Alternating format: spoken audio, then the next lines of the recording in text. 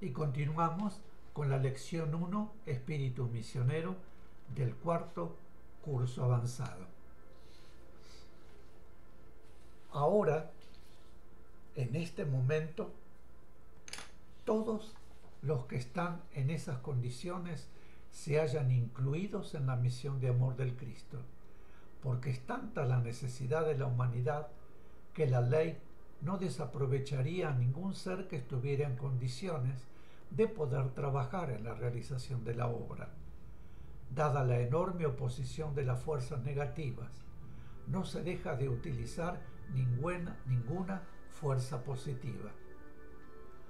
Todo el movimiento de los espíritus misioneros que deben encarnar con la misión de progreso y de bien común está dentro del plan superior. Sin embargo, puede ocurrir que seres que tienen cierta evolución, pero que aún no han superado el orgullo y la ambición, pidan una misión lógicamente de bien. Si la ley se la otorga, aunque prevé su futura acción contraria, es porque debido a la actuación de esos seres encarnados se producirán las grandes sacudidas y convulsiones necesarias para apresurar los cambios sociales que de otra forma demorarían mucho tiempo, muchísimo tiempo. En una forma u otra, y sin desmedro de nuestro libre albedrío, todos somos instrumentos de la ley. Pregunta: cuando en las enseñanzas leemos ustedes harán esto, ustedes harán aquello, ¿se refieren a nosotros personalmente? Explicación: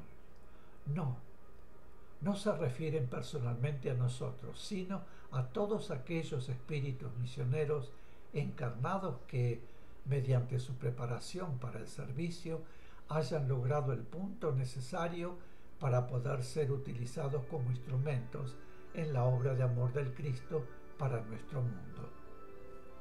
Además, espíritus misioneros no solo son aquellos que están encarnados en este momento, sino también los que encarnarán en generaciones siguientes. Es para todos los espíritus misioneros. Muchos de ellos ni llegarán a la escuela y serán preparados en otra forma, en la ciencia, en el arte o en otros aspectos. Es, pues, para los espíritus misioneros en general, mientras la obra del Cristo esté actuando en la tierra. Pregunta: ¿en qué forma trabajan misioneramente los estudiantes cuando colaboran en tareas aparentemente humanas? Explicación: con su amor a la obra, su esfuerzo desinteresado y su deseo de servicio, purificando ese aspecto de la actividad humana. Pregunta: ¿quién trabaja mejor? ¿Aquel que está casado y cuida de sus hijos, procurando encauzarlos por el camino del bien, tolerando sin rebeldía los inconvenientes de la vida diaria y procurando siempre hacer el bien, proyectando pensamientos de amor para ayudar al necesitado espiritual o materialmente, o aquel que se aísla del mundo y pasa su tiempo arrodillado ante una imagen en actitud de mea culpa?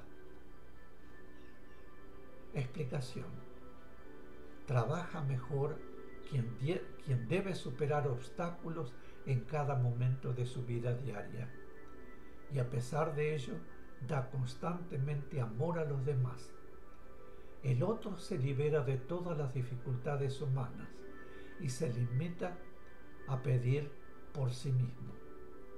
Por ese camino no se puede progresar espiritualmente, porque el progreso solo se obtiene a través de nuestra dádiva de amor y nuestro trabajo para el bien de los demás.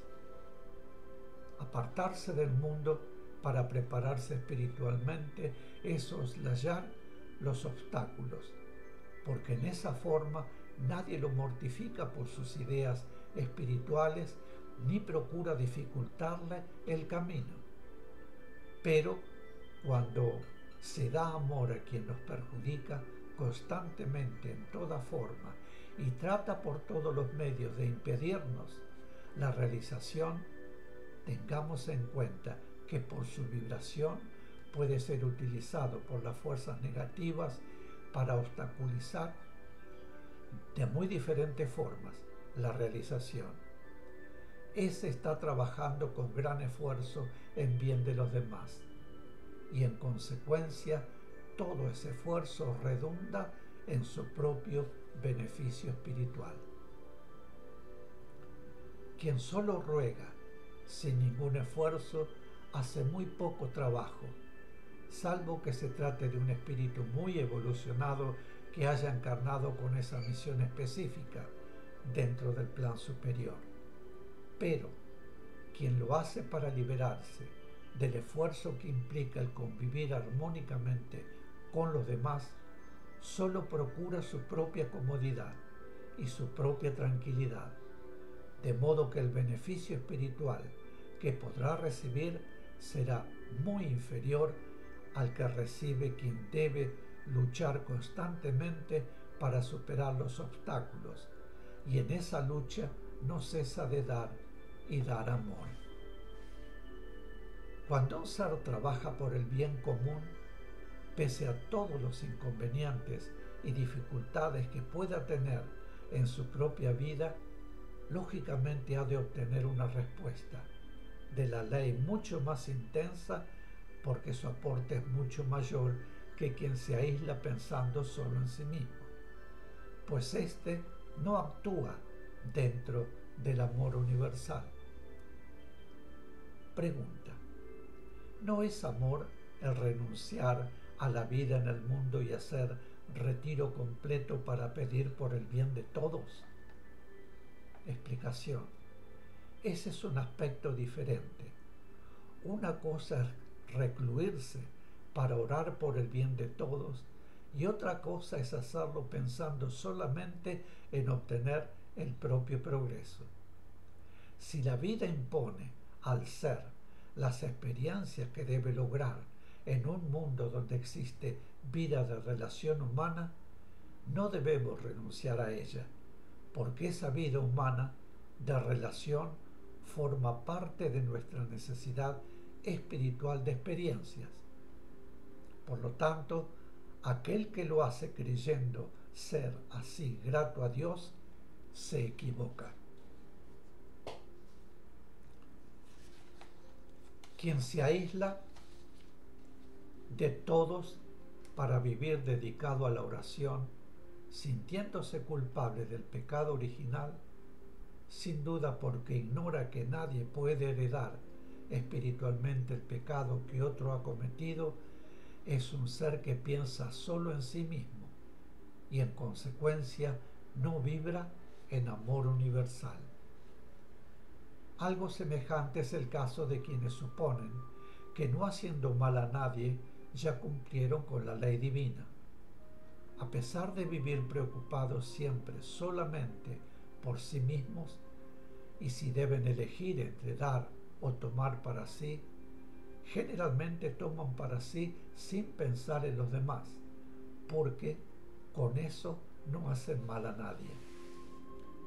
Debemos tener en cuenta que no solo se obra mal con obras, con palabras, sentimientos y pensamientos de mal, sino también omitiendo hacer el bien. La ley es amor, la ley es fraternidad, y amor y fraternidad significan acción de bien. Por lo tanto, omitiendo hacer el bien, se transgrede la ley, y quien transgrede la ley está obrando mal.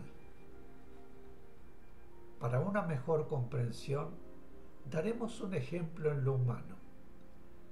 Al nacer su hijo, una madre adquiere, con el amor materno, el sentido de su responsabilidad hacia él. Es el amor materno el que le da el sentido de su responsabilidad hacia el hijo. Si una madre no tiene amor por su hijo, tampoco tiene el sentido de su responsabilidad y no se preocupa por él, abandonándolo. Eso es obrar mal por no obrar el bien como es su deber de madre.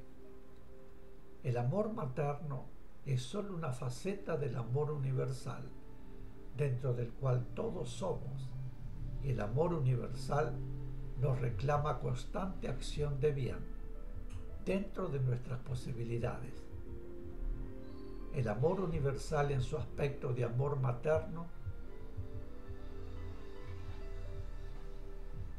obliga a la madre a hacer el bien a sus hijos, cuidándolos y atendiéndolos material y moralmente, porque es un aspecto humano del amor, y el amor universal, en su aspecto fraternidad, nos obliga a todos a hacer el bien a nuestros hermanos. Hay quienes procuran dificultar el camino misionero a los demás.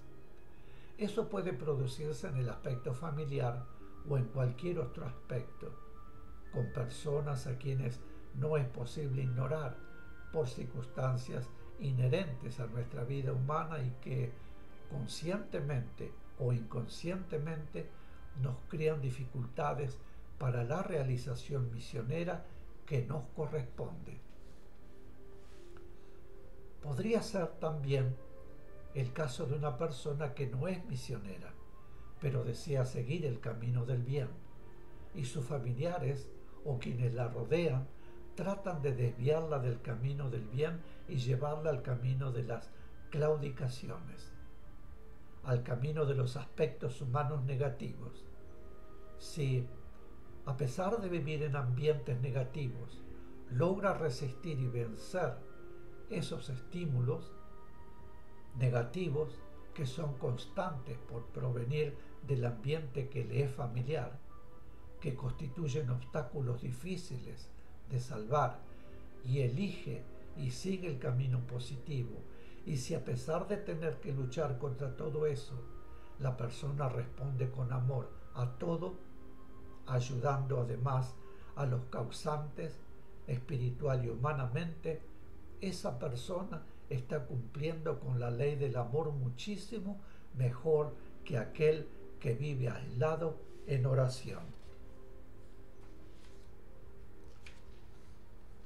Pregunta: